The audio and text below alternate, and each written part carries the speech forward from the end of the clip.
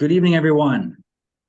My name is Miilhan Stevens, president of YSP USA, and we're very happy to have you join us for tonight, our event here, a conversation on Israel-Palestine with Dr. Andrew Wilson and Dr. Drissa Kone. Before I introduce them, I want to just say this topic came up as something that's on the minds of a lot of our young people and all people. And frankly, I think a lot of us have been dissatisfied with how the media and everyone's portraying this conflict. And so I'm so glad that we have some amazing scholars, and each of them even have their own background that's closely related to this topic. So we're very happy to have them here. Let me introduce them first, and then I'll have them also give a chance to share more about how their background and how they relate to this topic. Again, this event was put together by YSP and Canada, YSP. So thank you, John, and YSP Canada for your support. And so let me introduce first Dr. Andrew Wilson. He is Director of Scriptural Research, Professor of Scriptural Studies at Hyojung International. And we have, he is a Jewish descent and is a unificationist. We also have Dr. Drissa Kone, Director of the Doctor of Ministry Program and Associate Professor of Conflict Resolution and Ministry. How appropriate. And he is a Muslim unificationist on that site as well. So without further ado, if I can, we can welcome our panel for tonight. Dr. Wilson, if you would share a few words about yourself and at this time. Okay. As someone who comes from a Reform Jewish perspective, I've never really been religiously Jewish, but somehow, because of my ancestors or whatever, I became very much aware of the failure of the Jewish people to receive Jesus as a historical problem. And I've been trying to attend True Parents as an act of indemnity or restoration for my people's failure 2,000 years ago. I've also been involved in the MEPI Providence that occurred in 2003 to 2005, making more Middle East Peace Initiative, making more than 10 trips to Israel and Palestine, visiting Gaza, visiting Yasser Arafat in Ramallah, visiting some Jewish Knesset members, and marching and working for peace. I firmly believe, and I still believe, despite the Abraham Accords and everything else, that the Israeli-Palestinian issue is a key to world peace, as much as Korea and unification in the minds of many unificationists is a key to world peace. I think the Israeli-Palestinian issue is even more so. And that Israel has a divine mission to set an example of making peace with the Palestinians. But even though right now it is a long way from doing that, I do believe that that's God's expectation for Israel. Thank you. Also, after the MEPI Providence was over, I worked with some of my sisters and brothers to create a website in which we sketched a border for a two-state solution.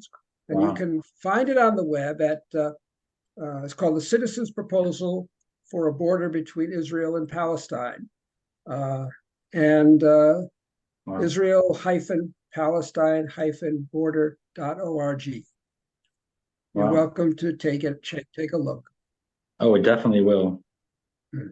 So as you just heard, everyone, Dr. Wilson has no ordinary Jew. I mean, he's someone who deeply believes in peace is possible, and through these principles we can get there. You, Dr. Wilson, and then Dr. Drissa Kone.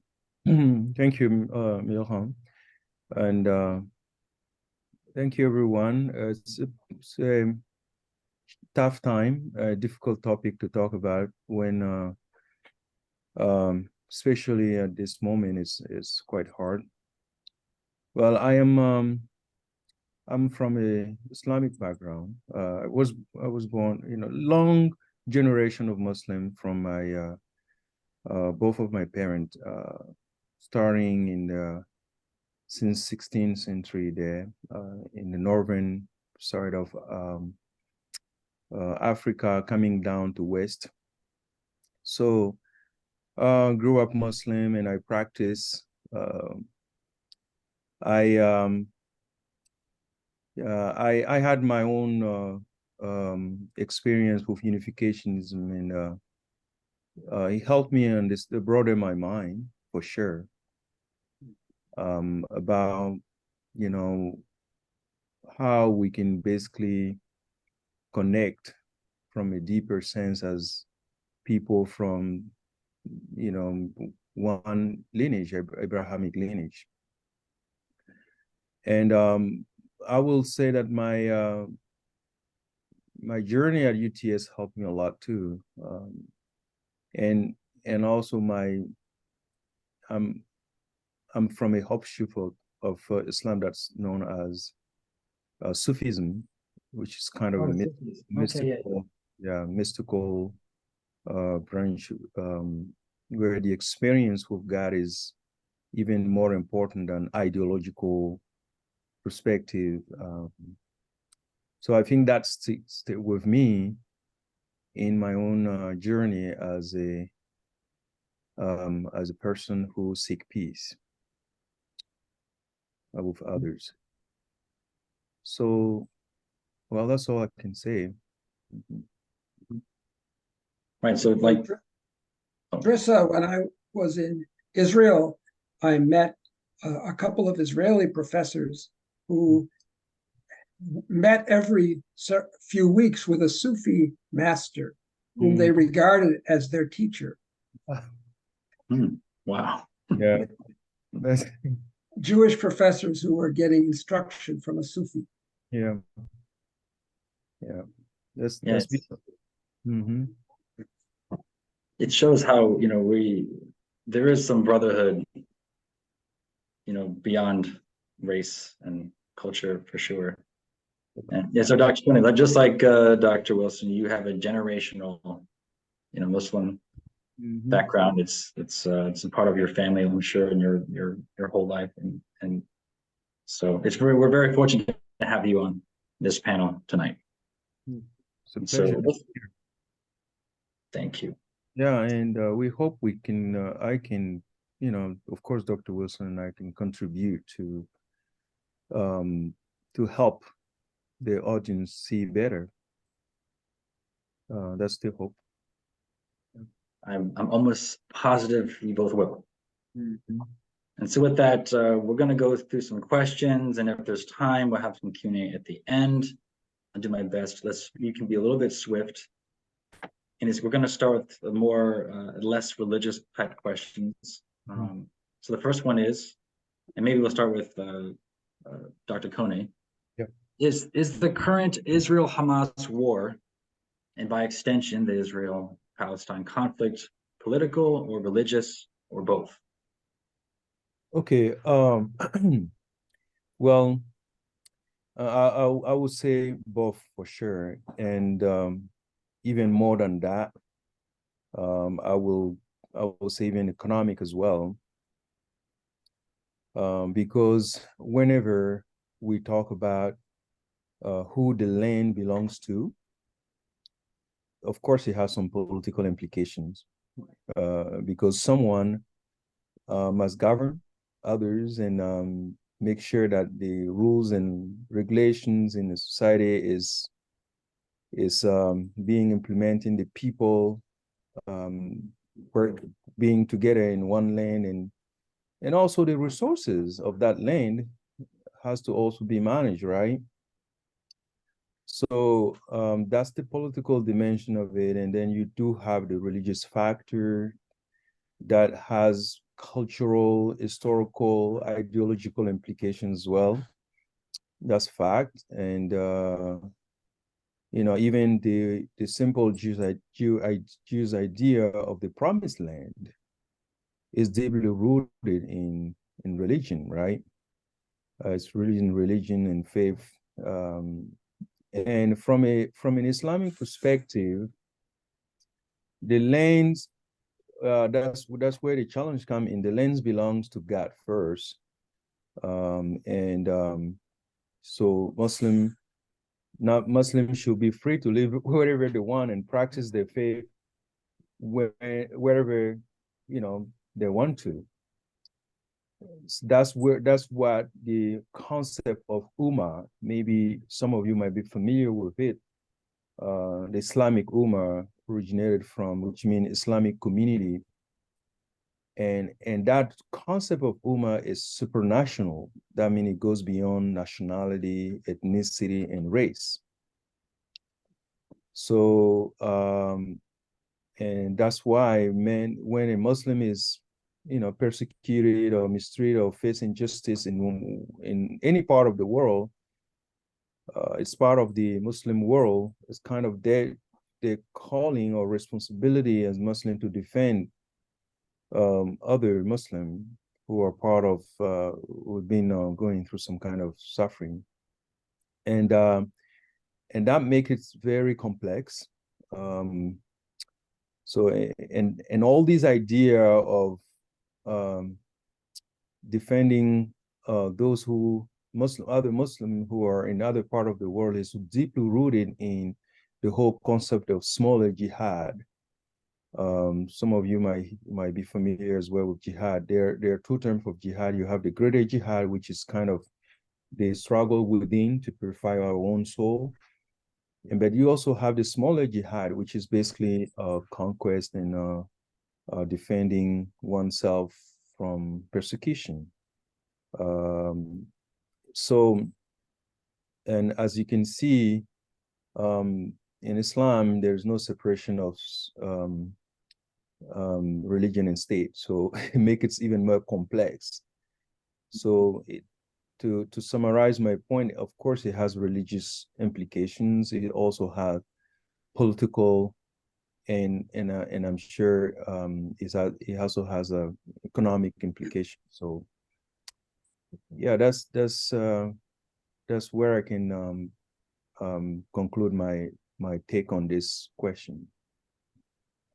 Yeah, thank you, Dr. Kone. Definitely, it's complex, and I hope that's, if we take anything away, it's that point. That you even added economic, adding practical, if everything is mixed in there. So yeah, thank you for making us aware of all those things. And Dr. Wilson, over to you. Yeah, I would say it's mainly political, but with a religious background. So it's mainly political because Israel was founded as a refuge for the victims of the Holocaust. They did not, Hitler did not care whether they were religious Jews or secular Jews or even atheists. If they were of Jewish blood, they were singled out to be murdered. So those survivors came to Israel and founded the state of Israel over the objection of the British, who controlled the land at that time as the kind of the remnants of the Ottoman Empire. They took over the part that was Israel. And they wanted to have a land where they could be safe. And this goes back to the writings of Theodor Herzl, who invented Zionism and basically said that the Jews will never be safe unless they have a nation of their own that can be strong, that can have a strong military and defend themselves. So Israel was founded upon this, I would say, political consideration that after 2,000 years of being without a country and therefore easily victims of whatever anti-Semitic regime was around, Jews could finally have a place of their own. For that reason, many Jews have come to Israel with a fear of Arabs who, in 1948, declared war on the state of Israel as soon as the UN approved it and tried to destroy it out of existence. And again, there was the Six-Day War, the Yom Kippur War, all of these wars between Israel and surrounding Arab nations. So Israelis really have not had a history of trust or friendship with the Arab nations or the Palestinians around them. Even though there are a lot of young Israelis that would like to, and some who have made good friendships with Palestinians, this fear of the Arab continues. And the current leader of Israel, Benjamin Netanyahu, is a dead set against the two-state solution. Although he used to pay lip service to it, he did everything in his power to prevent it from happening. Because the Palestinians were divided into two parts. There was Hamas, who controlled Gaza, and the Palestinian Authority, who controlled the West Bank. And what Netanyahu really didn't want was a two-state solution involving the West Bank becoming a Palestinian state. So in order to divert Israeli attention away from that, he always was happy to pick trouble with Hamas, pick trouble with Gaza. So every once in a while, Hamas would get uppity and lob a few missiles at Israel, and Israel would respond with some airstrikes. And everybody in Israel could say, and Netanyahu could say to everybody in Israel, see, I'm controlling these evil Arabs, and forget about two states. So the Palestinian Authority got weaker and weaker, and actually Hamas became stronger because Israel was covertly sort of supporting Hamas because it was in Netanyahu's interest to prevent the two-state solutions, even by pussyfooting with Hamas. And yet the Palestinian Authority are moderates. The Palestinian Authority includes a lot of people who would be willing to make peace with Israel and would be willing to have a two-state solution. It will require effort, but Netanyahu was not interested in that. He was interested in managing the situation so that it would never happen. And he thought that Hamas could be like a partner, an evil twin, an evil partner in managing that effort so that Israel would never have to face the prospect of two states. And so this blinded the Israeli government and military to what Hamas was about. And so when this violent incursion took place on October 7th, it just shocked everybody. So there's politics, right and left, in this situation. And yet there's also a kind of religious background of the Jewish effort to get beyond anti-Semitism by having a strong, militarily strong state that can defend itself. So when Hamas attacked and murdered those Israeli babies and children and old ladies, this shocked the Israeli public. And of course, Israel's existence is that it is strong and it will defend itself. So they had no choice, really. And every Israeli is behind defeating Hamas. It hits the most sensitive spot in the Israeli psyche, the murder of Jews. It takes us back to the Holocaust, and also the failure of Israel to fulfill its primary function, which is to protect the Jewish people. That's why the Israelis will never back down from their determination to smash Hamas at all costs. Yeah, thank you for the religious aspect is just that, as Drissa said, there is this promise in the Torah of the promised land, and Israelis would like feel that the going back to live in the promised land is the fulfillment of the promise of Torah. The problem is that the center of that promised land of biblical Israel is exactly the territory of the West Bank. It's exactly the land that is now occupied by Palestinians in places like Nablus and Hebron and Jenin and places like that. So that creates a conflict, especially with a certain right-wing messianic Jewish faction that believes that it is the fulfillment of biblical prophecy that they should settle and control that whole area of the West Bank. Mm-hmm. Yeah, thank you, Dr. Wilson, for this account. I mean, I'm hearing a lot of history, a lot of political, kind of historical, a sequence of events that's leading to today, mm-hmm. with a religious fervor behind it, which makes it even more difficult to reconcile or think reasonably. So I don't know, Dr. Kone, you want to add one more thing? I do want to get to the next question, but one thing that I wanted to add is you will see basically Hamas has support from extreme Islamic group like Al-Qaeda and even Iran. And Iran basically has a nuclear weapon, and that's a very difficult thing because it can put the whole world into a big trouble. And the other aspect is those extremist group, jihadis, or if you want, terrorist group, they see the U.S. as a kind of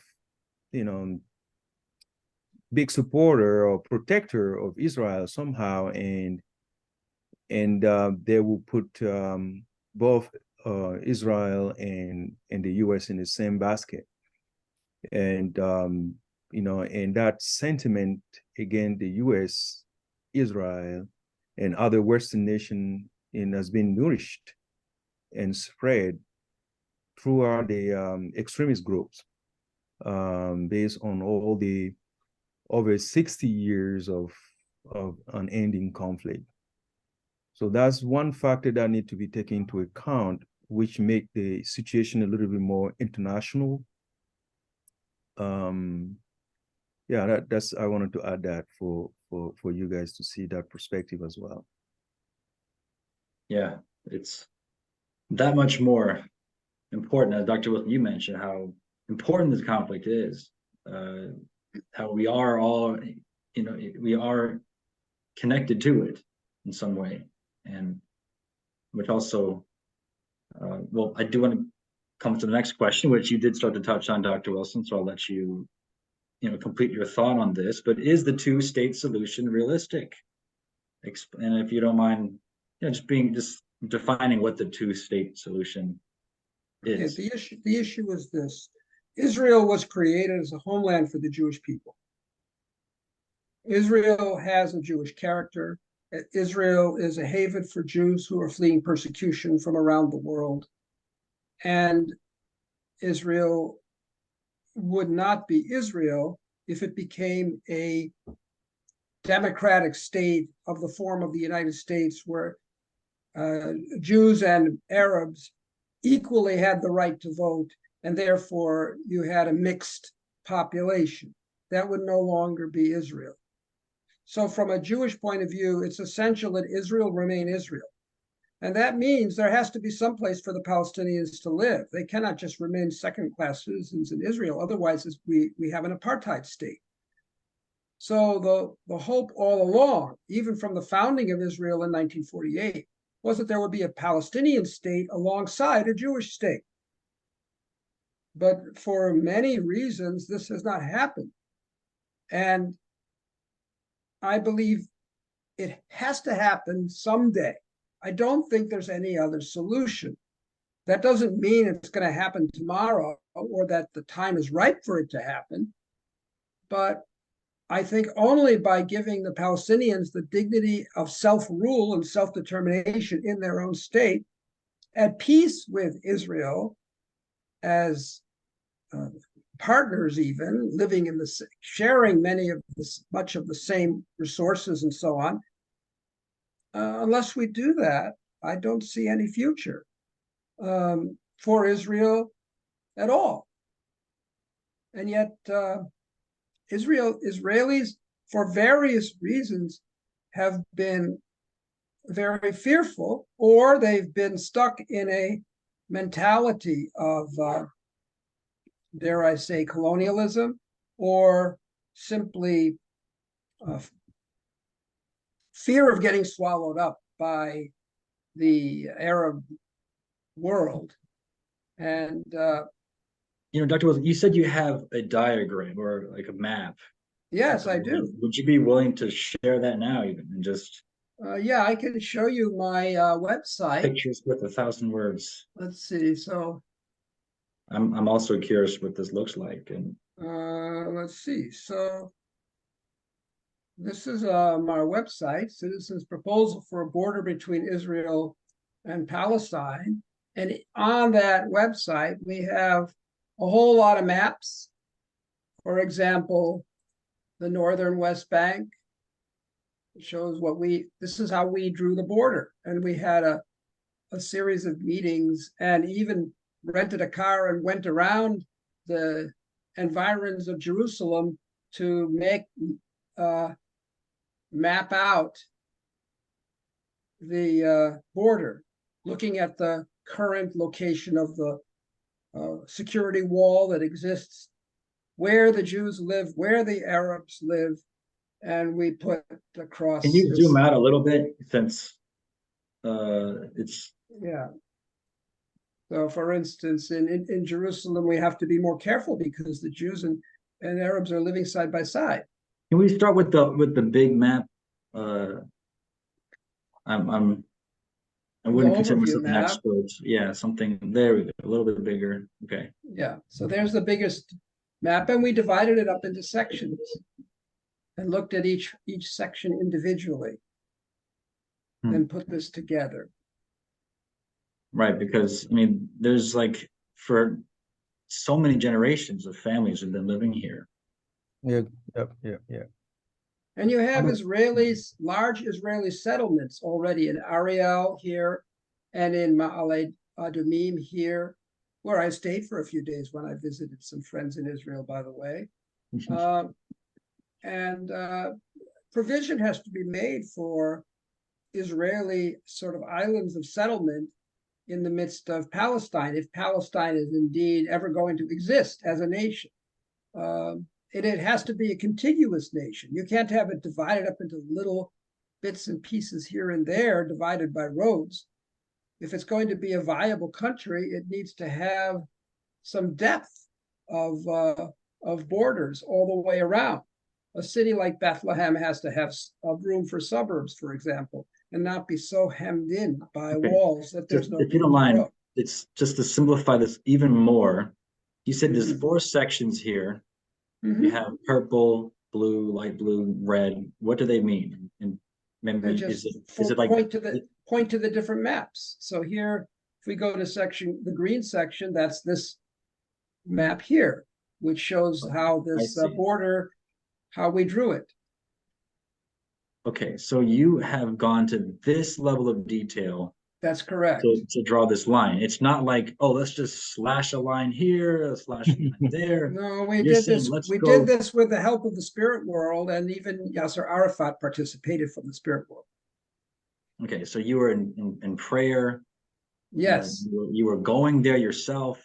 That's talking to people that you knew, and just really prayerfully put this together. So it's not something that can be done just politically. It's something from your perspective, is this has to be done spiritually. Yes, it has to be done spiritually, and it has to be done from the perspective of Heavenly Parent. And Heavenly Parent has certain general issues, which are listed here. For instance, access. There should be free flow of people and goods for both Palestinians and Jews, so that there can be east-west flow between settlements in Israel and north-south flow between places like Jerusalem and Bethlehem. with vibrant trade and borders where there is easy access from one country to another. We need our border councils to be set up with a lot of women's input to make the borders pleasant places and not places with security checkpoints and real discomfort. And, so access is an issue. And then, right of return is an issue. We can't have unlimited right of return, but there should be some compensation set up for people who were displaced in 1948.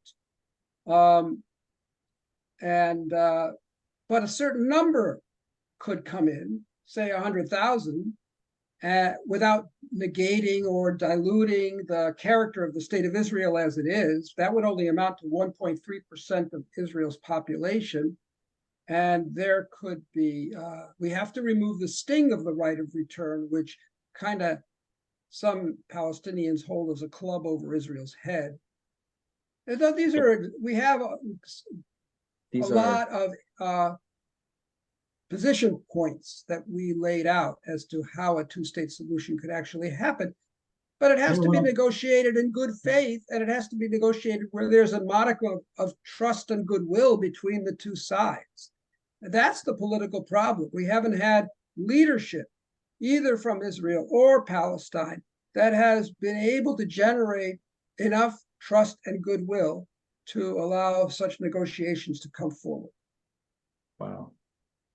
Gosh, I'm so glad I asked you to go to this website, because you can see, when I see this, I see love. I see attention, enough attention given to see the intricacies, how, we tend to generalize too much. And just like when you generalize too much, you don't resolve anything. Right. So I really appreciate, you can tell the years of work you put into this. So thank you for giving us a teaser. I hope we all get a chance to see this website for ourselves and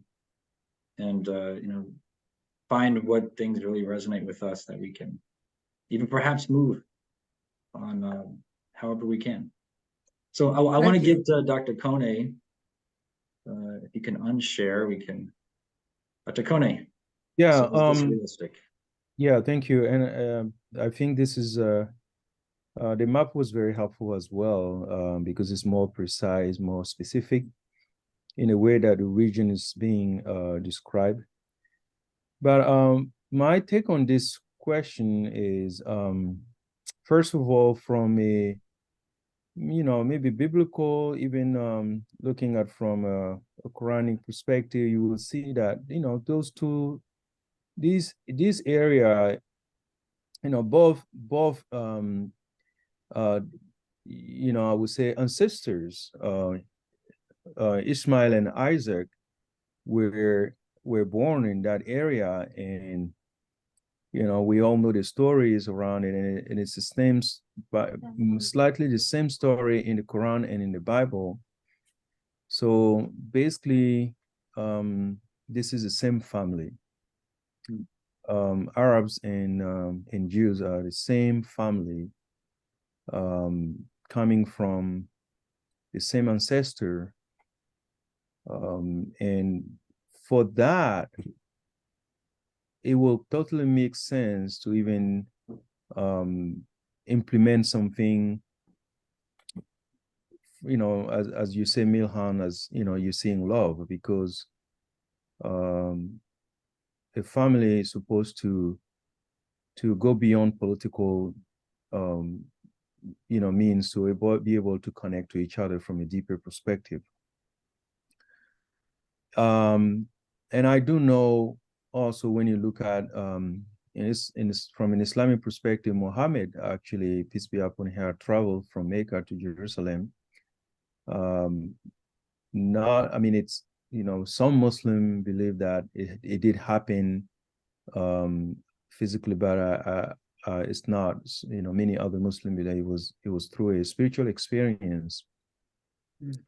In which I think it's accurate from my perspective. Is a spiritual experience where he went there and prayed with prophets, with Abraham, with Moses, and Jesus actually, near to the area of Al-Aqsa Mosque in Jerusalem.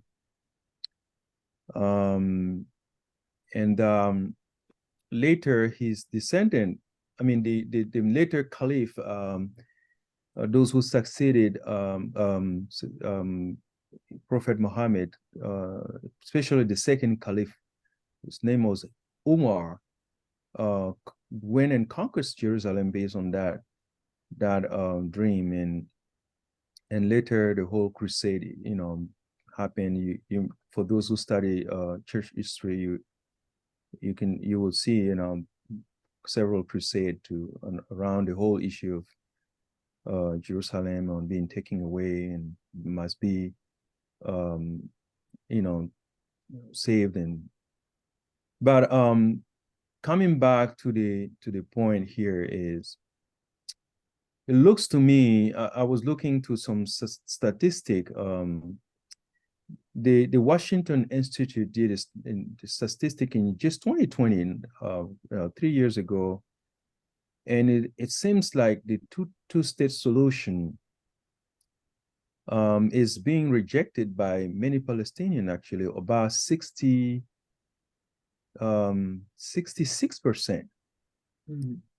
rejected it, and almost that's really concerning. But of course, the research showed that it wasn't the case. My sense is all these killings and war that happen and violence has make the situation even more complex. Actually, 2/3 of those who were surveyed in the West Bank and Gaza agree with that prognosis that Israel will never accept also one-state solution, which give Palestinian equal right. So that's another challenge as well, because they want 60% want the whole thing that it was before 1948, and which will not be accepted by Israel as well, and then we get stuck here. So, as Andrew said earlier, we need leaders who can actually be peacemakers from both sides, and then the voice of the extremists can be turned off. Yeah. And that's something that needs to emerge. And of course, if that happened, there is higher chance to come to a two-state solution, which is, I don't see any other solution basically beyond that. I also think the influence of the U.S. Could be important for the two-state solution, because as long as the U.S. takes side for the Israeli, or not taking any not making any push in that sense, the situation will remain the way it is as well. So from a political perspective, I think an international community and the U.S. can actually influence for the two-state solution. That's also require leaders who really can be peacemakers and can encourage that. And I think it's fair for both states, and then it can help with creating some kind of sustainable peace. Thank you. Yeah. Let's continue on that line. We're getting into taking sides, which comes to our next question. There's just a couple more questions, everybody. But can you speak, and this is for you, Dr. Kone, first, can you speak on the importance of not taking a side? Is it applicable to the issue of Israel-Palestine? Are there exceptions? I mean, what we are seeing online everywhere, people like to take sides. Is there an argument to do? Maybe is there a reason to take sides too? What do you say to that? So, if we need, first of all, I think when it comes down to people dying, innocent people being killed, when it comes to possible genocide, you know, even with the whole idea of a possible, you know, the Holocaust happened and the whole world was like, you know, should we take side? Or maybe the Rwanda genocide, you know, happened and people like, well, the international community, no, it's a responsibility, collective responsibility to protect the vulnerable, and the people, the innocent people who are not involved in war. There's a whole in international law in the area of, you know, people who are women and children should not be, you know, killed. So somehow what Hamas did was wrong because it's about violence, and you know, it's not the way to make things move forward. But also the way Israel responded went beyond proportion, with the situation where a lot of many innocent, you know, people were definitely killed. So as a peacemaker, it is true that we should not take side for religious or ideological perspectives or argument, because I mean each group has their perspective on the situation. Okay. But when it comes down to the life of innocent, I think we need to take a side and say, please stop killing innocent people. That's not right. That's not right. And I think that's where the international community and the peacemakers and the religious body, we need to stand strong and say, yeah, it's too much, in a way that so that the killing of the innocent can stop.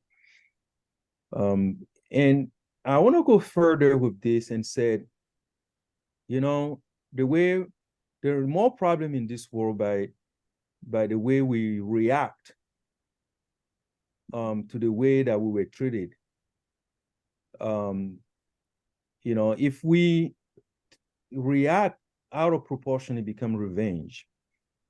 And then the cycle of taking revenge and getting back to each other never ends. So sometimes we have to be mindful of that as well.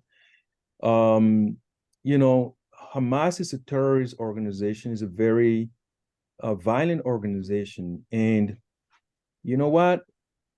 It's here in people's mind. So you can kill all the people there, the way where they are, but it will emerge again in people's mind. So 5 years from now, 10 years from now, here we are with another extremist group. So it's not a definitive solution. It's not a sustainable solution. It's not a peaceful solution. It's so superficial to want to actually use extreme violence to get rid of a group when we know that the root cause is somehow deeply rooted in the subconscious. And they're gonna come out one day, their children, the people who associate with them, they're gonna come out one day and take revenge again. So how long are we gonna keep doing this? I think the lesson need to be learned so that we stop the cycle, unending cycle of violence. Dr. Kone, thank you for such a thorough and complete perspective on this. You can see how the collaboration, all the different roles that need to be played in this, the peacemakers and the politicians and the protectors. Yeah, thank you for that. I'm glad this is recorded, so we'll have that to study further. Dr. Wilson. Well, I agree with much of what Dr. Kone says. We cannot just not take sides. that makes us detached, just observers. That's what America did when the Holocaust took place. They were just detached. They didn't want to get involved. We need to get involved on both sides. We need to work for transformation and renewal and peace on both sides. Drissa Kone talks about the problem of our minds. So minds have to change in Israel. Minds have to change in the Arab world. And what can bring about that change is God's love, Heavenly Parent's love. That's the only solution I can see. That's why I really like True Mother's point of view, because she is talking about all 7 billion people of the world receiving God's love. Whether you're Jew, Christian, Arab, Buddhist, primal religion, doesn't matter. We all need God's love, and God's love is what transforms lives. Israel has felt extremely unloved by the world, the Jewish people, over the past 2,000 years. Israel has really appreciated America's support, has really appreciated Christianity's support. They feel the love coming from Christianity. They know Christians might have their own agenda or their own reason for why they want to support Israel, but Israelis are still grateful. They're grateful to President Truman for being the first leader to recognize the state of Israel. And he had to push back against a lot of anti-Semitic members in his own cabinet. But he felt strongly about it. God was moving in his heart in order to do that. So I think that Israel still needs America's love, but we need to give love to the Palestinian people. They deserve America's love too. They have suffered too much under, and how are they going to realize the dream of a peaceful, happy Gaza, like the Riviera of the Eastern Mediterranean? There's so much potential for Gaza to become a great and prosperous place. They need an airport. They need a port. They need freedom of movement in and out. Yes, there need to be security measures in order to prevent terrorists from abusing that freedom of movement. But without giving Gaza, the people of Gaza, some concrete support, so they don't feel like they're just abandoned by the world, they will turn to Hamas as they have. Yeah. So we need to build a new future for Gaza that will bring the people of Gaza to see hope, not hope in Hamas, but hope in joining the community of nations and becoming a place of sun-drenched beaches and fishermen and great restaurants. When I was in Gaza, I had their food. They have great cooks in Gaza. They serve fantastic fish. I mean, there's just a lot of potential there. And but they're isolated. So we need to love people of Gaza. True Father, he gave computers to a center in Gaza to help the people of Gaza learn modern technology. It was just a small thing, but it was so appreciated by the people of Gaza. I want to see more Americans do things like that. Wonderful. Thank you. Yeah, I love what you said. We have to take sides. Just take both sides. That's a great way to put it. And thank you for offering a vision. I think we perish when we don't have a vision, right? I mean, that's just a fact. And I in YSP, I like to say it's all about finding the right problems to solve. Like, how do we build a port? How do we, build tourism, and how do we, make this showcase such a beautiful culture to the world? Like that, those are the problems that we should be trying to solve. in addition to reconciling, yes, these immediate issues. And that's kind of goes to my last question, which if you can be very brief in the answer so that we have a little bit of time for even one or two questions from our audience, that'd be great. So the last question is, what shall we as youth do? Or how should we react? Give us some call to action before we leave today. Well, I can be pretty short. Mhm. I will say, do not be silent. Speak up. Do not be scared, or do not let fear prevent you to speak up. Take side for peace and non-violence. Yeah, we don't need any more war in this 21st century. And when you start speaking,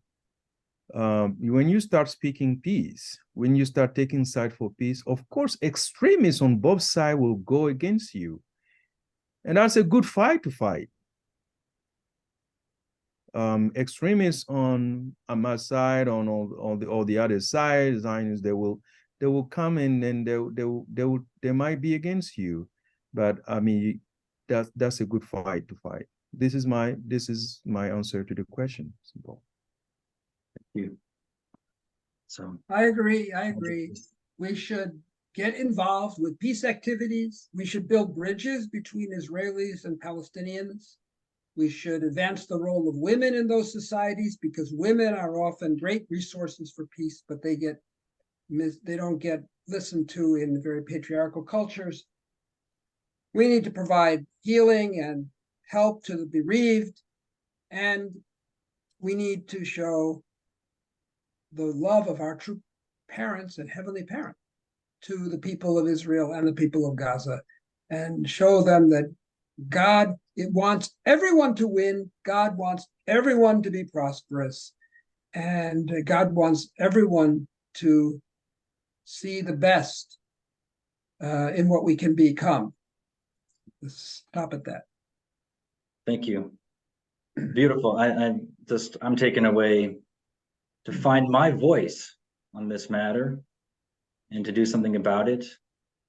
And thank you for everything you've said tonight. I think I've gotten a lot of food to feed my voice, because it's hard to, like, as you said, it's hard to go out there and say something that you don't know much about.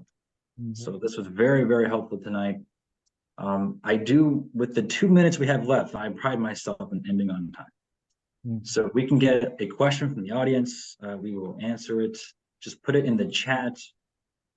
For those on Zoom here, you've got a very short window opportunity to ask a question. And that means any of you. I don't care how old you are. We don't discriminate by age in YSP. But here's your chance. Ask a question. And may we ask, do we have to put the question in the chat? It took me a long time to type a question in the chat. Just ask it now. Yes. I guess it's mostly directed to Dr. Wilson. Dr. Wilson, you have not mentioned the occupation that the West Bank has essentially been occupied since the 1966 war. The United States occupied Japan after World War II and left it in very good shape, thanks to Douglas MacArthur. Why didn't Israel leave the West Bank? Especially since there has been peace with Jordan and with Egypt. As I think I mentioned, there is this religious component to the mindset of some Israelis, especially what we might call Israeli messianists, who believe that Israel must occupy the lands of the Bible, and the West Bank is the lands of the Bible. And that is a real problem. And that's why they're building settlements out there. And that's why they're prevailing upon the government to grab land that doesn't belong to them. It wasn't part of the Oslo Accords, but they're violating the Oslo Accords and taking this land. So this is a problem of having old-fashioned religious concept of covenant, that the promise of the covenant is to occupy the land of Israel. And when you live in that kind of biblical world, it kind of, for some people, it just overrides their sense of decency and their sense of conscience. So I feel like there has to give way somehow. This is where Drissa's point about changing hearts and minds come in. I mean, America never wanted to occupy Japan. America wanted peace with Japan, but the Israelis who are in the West Bank, many of them want to occupy the West Bank for religious reasons. And this is just creating a real mess. Yeah. Yeah. Thank you. Good answer. Yeah. Thank you. Gosh, there's so much more on the subject, as you can tell. And so we are going to close this conversation this time, but don't let this be the last time we hear about the development of this conversation about Israel and Palestine. And we pray that love, and with an unrealistic situation, we need an unrealistic solution sometimes. Mm-hmm. So I do pray that empathy and our voices can come together to make a real difference, to bring peace, Middle East and all around the world. Yeah. So yeah, thank you all for joining tonight. Thank you, Dr. Yeah, thank you, Dr. Kone. Thank you. Thank you for having us. It was great. Our pleasure. Our pleasure. Good night. Bye-bye. Good night.